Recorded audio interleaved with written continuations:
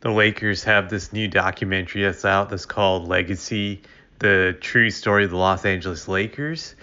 There's just some quotes have come out from their recent episode. I haven't been following it, but I saw these quotes on this article from Sports Illustrated that Pat Riley mentioned about him just changing due to all the success he had with the Lakers during the 80s.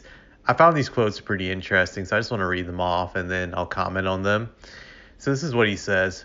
Fame can grab hold of you, but it can manifest itself into a real personality change.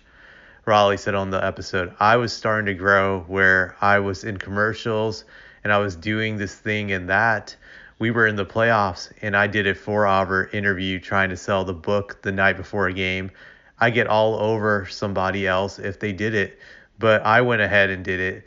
But that's where I've gotten to, and I thought I could handle it. I think all the players got a little upset with all the attention that I was drawing to myself. I began to lose myself a little, thinking it was me, and I thought I was the reason that we, the Lakers, are successful. The ego gets a little inflated, and I was on the cover of Gentleman's Quarterly. So there's a quote from the late Jerry Buss in this episode, which I also found interesting. I'm going to read. This is what Buss says. There was no question he had changed. And I think more difficult, Buss said, he and I were the best of friends when we were playing, and we used to do everything together. All his friends had changed. I hardly knew him, and it was almost like this is my team. And the one thing that you cannot do is to place yourself, the owner, the players. Okay. And here's another quote by Riley. I was so engulfed in winning that this was going to come to an end somewhere, Riley said. It was going to be an explosion somewhere. Are we all just going to retire together happily ever after? That doesn't happen.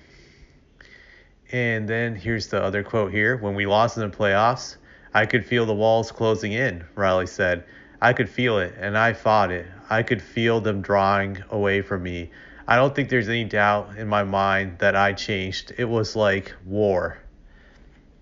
So I found this interesting, and because I think it can apply to not just Pat Riley, but I think it applies to a lot of people in life that once some people are lucky enough to have great success, they forget all the other people that helped them or just the luck that was involved in it. I do believe if you work hard, you can have a decent amount of success in life. I definitely believe that, but I think to have great success, you do need some luck. You definitely need some luck, and you definitely need some help from people to get you there. So I think if you're fortunate enough to get great success, it can really go to your head because you forget just the lucky breaks you might have gotten in life. You forget the people who actually helped you to get to that level, and it consumes your ego. You think you're special and that you had some godly talent that just propelled you out of nowhere, and that you would have been successful regardless of whether or not you were lucky or if people helped you.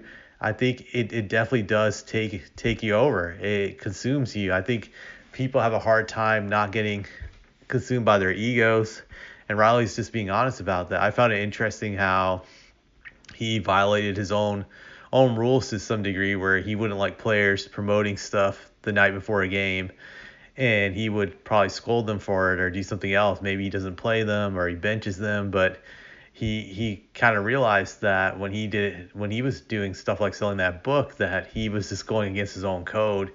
It was a humbling experience.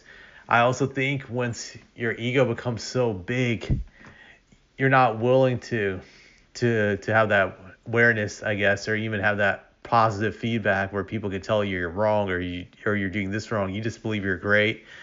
I think that's the case, for example, with I look at Greg Popovich. This man has super ego. I don't believe for a second that Pop doesn't believe in his mind now that he was equally as important to the Spurs' success as Tim Duncan. The man is very egotistical. It's why he he refused to start a true rebuild a few years ago when he should have done it. There was no chance that the Spurs could be title contenders with LaMarcus Aldridge and DeMar DeRozan, but he still went forward with it just because it was all about him. He wanted to get the wins record, so he needed to, push ahead by keeping that team together. But I think Popovich is the best example of that today in the current NBA. This guy has a super ego. He cannot do jack shit without having a legit generational talent, Tim Duncan.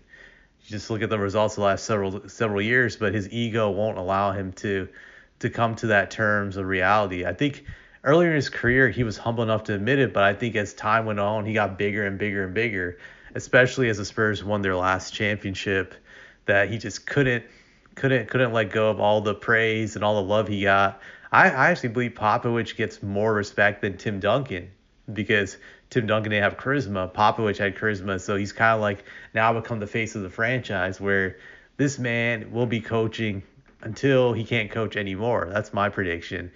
Like he will stop coaching once his cognitive functions are just severe decline that he can't do the job. And that's because of his ego. He should get out now, but he won't. He'll have a few more 20 to 30 win seasons of doing jack, and I still don't see him quitting until his body shuts down. So I know I went off a tangent, but I wanted to tie what Raleigh was saying to a guy like Pop, and you can apply that to other people in all careers too. That once they become super successful, their ego does not allow them to be aware anymore, and they just think it's all about them and they're the reason for success. So I found that interesting. That's just my opinion.